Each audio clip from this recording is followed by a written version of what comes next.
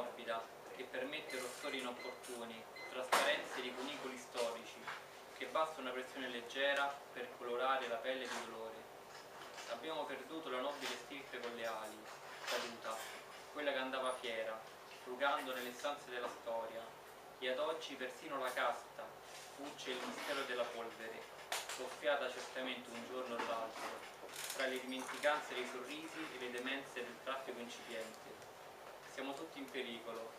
Saranno gli aghi di pino, concentrati al centro dei viali, disordinati, tremano al vento spaventati. Saranno le intromissioni dei batteri, nelle brutte e nelle stagioni belle, che tremano sotto i baffi, e soprattutto le Io diciamo che mi sono come al solito discostata dalla massa perché non potevo fare diversamente. E la mia poesia si intitola Ciò che conta. Ciò che conta è amore. Amore è quel che chiedi, o fratello. Chiedi con gli oggetti cose futili e fugaci, con le fugaci anestesie della mente. Col cibo, mendicando compagnia, è amore ciò che chiedi e che conta. Amor che dolore guarisce, amor che anima lenisce, amore in uno sguardo solidale che grida sei importante. Amore che conta e che cerchiamo in un Dio che neanche vediamo, ma che merito e amore dà all'umanità intera. E diciamo, quell'umanità sono io.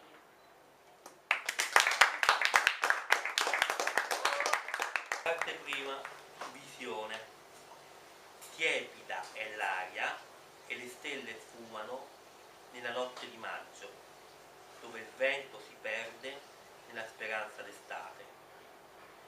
Incrocio gambe nel verde malato di un sudario di foglie, con il grillo che canta una poesia di morte e luce, ragnatela che ci avvolge crudele nel ciclo infinito di rinascite. Sfuma lento il sentiero di diamante, tra sermoni di fuoco, spie e reti, nemiche del risveglio e divisioni. Ciò che nasce è destinato a perire. Mi sussurra il serpente dallo sguardo di velenoso e crudele cristallo.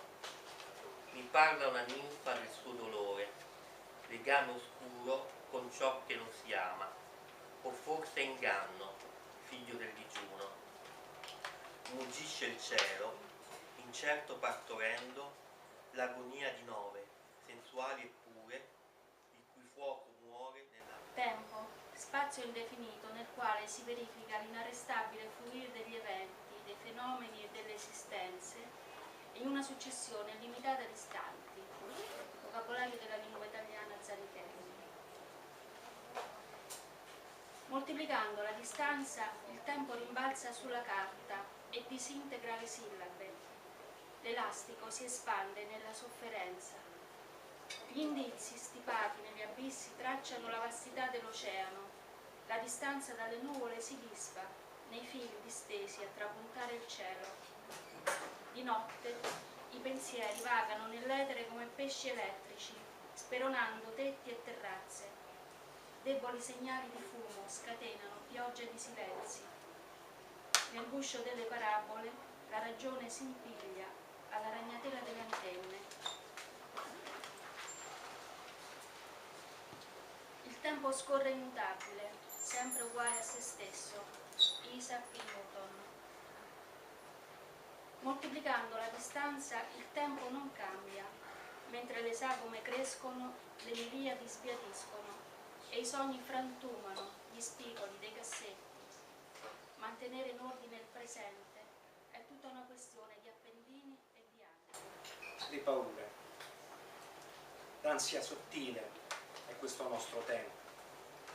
Mi sorprende alle spalle la paura. Paura che si snoda come serpe. Serpe, viscida serpe quotidiana d'affanno mi sorprende. D'ansia sottile è questo nostro tempo. Di paure le eterne conviventi di questo nostro mondo fantasma, orrido, bestiale zoo reale di paura. D'ansia sottile è questo nostro tempo. di mostri generati dentro il sonno, sonno dell'intelletto, di memoria, memoria selettiva e casuale, casuale mostra d'efferati mostri. D'ansia sottile è questo nostro tempo, è coltre scuro tetra che si stende di terrore, di presagi, orrori, gravide parvenze vive d'anima che oltre. D'ansia sottile è questo nostro tempo. Voglio che la paura mi attraversi la mente e non mi uccida nel pensiero i desideri di volo e vento io voglio. D'ansia sottile è questo nostro tempo. Allora, il primo si chiama brodo vegetale. Pensa, nel mio bel piatto di minestra leggo il nostro futuro, vedo gli astri e mi distraggo dalle cifre astruse del 7:30. Grappoli di astri, costellazioni amniotiche, distretti, derive planetarie strabilianti nella minestra. Due gemelle astrali, le amiche mie, straniera e stranità, che brillano in un brodo vegetale e ballano nel vuoto strutturale dell'astrazione. Vedova ti vedo, cara vita, che aspetti alla finestra il mio ritorno dalla landa estrema della realtà. Mi vedo già stremato, che annaspo nel tuo piatto di minestra. Poi quest'altro si chiama bonus malus. Questa mano fortunata è la mano dell'untore. Non comparirà il bubbone, ma nel primo lazzaretto c'è già il letto col tuo nome. Sperimentare. Sì.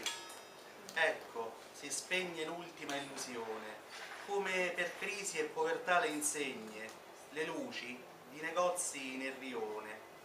Dal cupolone di San Pietro intanto, rintocchi di campane, l'impressione di aver vissuto invano, sono affranto. Ho amato, riso e pianto, ma per cosa? Scende la notte col suo dolce manto, avvolge Roma, la città riposa. Compare la mia sposa, veste a lutto, con la sua falce cinica, impietosa, in un istante arriva e prende tutto. Ho forse colto il frutto del peccato, dove mi trovo è tetro dappertutto, che sia l'inferno, Dio mi ha condannato. Lo invoco spaventato, quando infine il cielo s'apre, è limpido, stellato, poi si fa luce, valico il confine. Niente più spine da indossare in testa, niente più croci per le vie divine al paradiso, che mi accoglie in festa. La vita era modesta, tuttavia, un'anima non mente, parla onesta, mi manca il mondo, è strano, ho nostalgia. Ma l'armonia, la pace la ritrovo, svegliandomi di colpo a casa mia.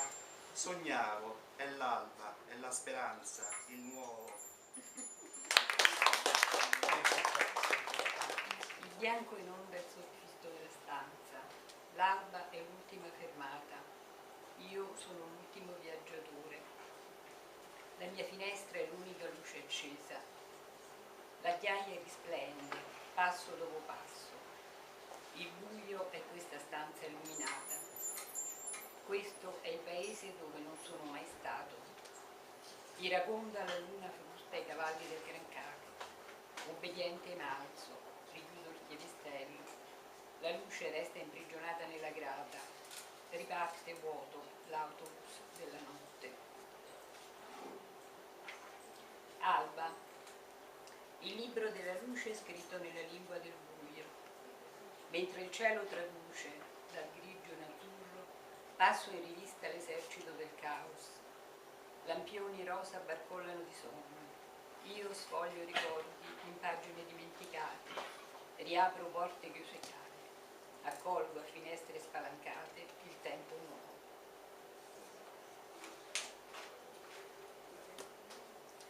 Dieci.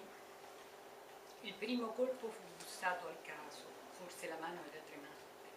Il secondo scalza il piede, quando il pellegrinaggio cerca il tempio. Batte il terzo e la mano è ancora vuota. Quarto, Squillano fanfari, di quei 1000 non è rimasto nessuno. Ognuno verse un colpo e il quinto risuonò 1000 campane. Ti leghi, inconsapevole, alla tua debolezza, paura di vincere, terrore della libertà. Il possibile vuoto conseguente ti atterrisce. A nodi stretti capi del filo che ti tiene prigioniera dei tuoi fantasmi. È strano, eppur rassicurante, questo laccio che ti soffoca e ti toglie il respiro. Quindi il pensiero, infine la parola. Ansimi della tua ansia. Sudore stanco sulla fronte. Ancora non riesci a definire questo cupo timore che ti avvolge, ti stringe lo stomaco, fa male. La paura attanaglia la gola, i denti stretti sembrano sgretolarsi, immagini infuocate attraversano la tua mente e palazzi in fiamme crollano davanti ai tuoi occhi atterriti. È buio. Fumo e odore di morte ovunque. Esplode il mondo. Ti domandi, non fai in tempo, ti guardi le mani, i piedi, sei ancora lì, non sai il perché, mentre i calcinacci ti vengono incontro e ti piovono addosso, indifferenti, irriverenti. Il corpo trema, brividi attraversano la tua schiena, i capelli bagnati e impastati, sei lì, in piedi, paura di morire, ma sei viva. La notte fa paura, il buio nasconde le verità, le belle verità, le brutte verità, verità che arrivano e non si fanno annunciare, come un ritratto senza volto, indefinito. Il buio fa male, alimenta insicurezze, si cammina a tentoni, paura di sbagliare, il passo falso è lì davanti, a un soffio, minaccioso, non si può prevederlo. Impotente, guardi il dolore avanzare senza pietà, cerchi le parole giuste per trasformare il terrore in speranza,